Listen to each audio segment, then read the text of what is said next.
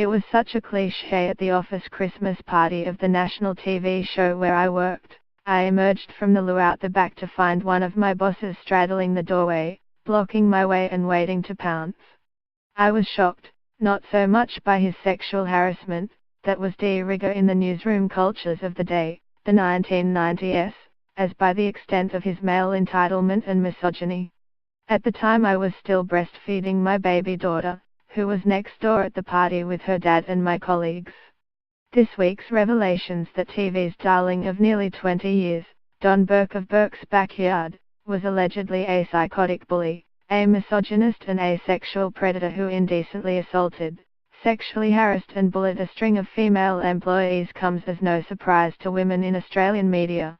According to last year's Women in Media report, nearly half of us have been abused, intimidated or harassed in our working lives.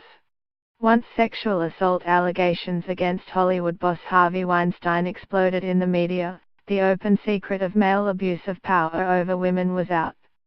Social media was awash with #MeToo, in France, #BalanceTonPorc, expose your pig, flooded Twitter with stories of sexual harassment and assault.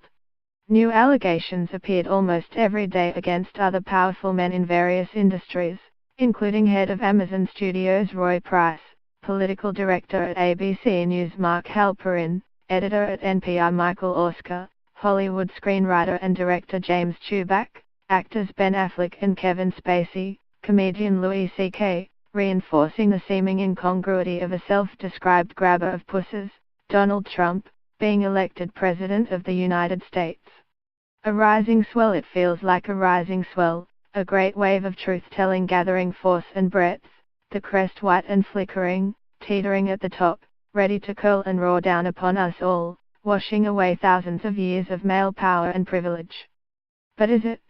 Or will it peak, then withdraw and ebb away, diluted back into the ocean of sexist norms dominating the world and responsible for the perpetuation of sexual violence against women? Some journalists are hopeful, because at last, in the Burke case, even some blokes have broken ranks and ratted on him.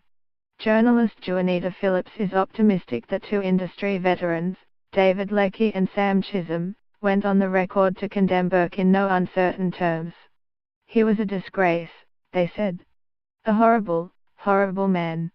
She found it significant that industry executives, the very keepers of the gates of male privilege, spoke out against one of their own.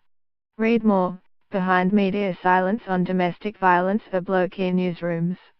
It's true the endemic abuse of women in media and entertainment has been enabled over all these years by the collusion of the men in charge.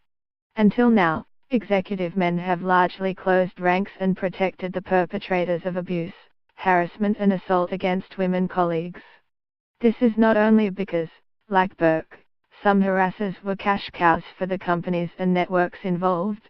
It was also, and I believe mainly, because these perpetrators were part of the club, part of the same culture that saw the executives themselves rise to the top and stay there.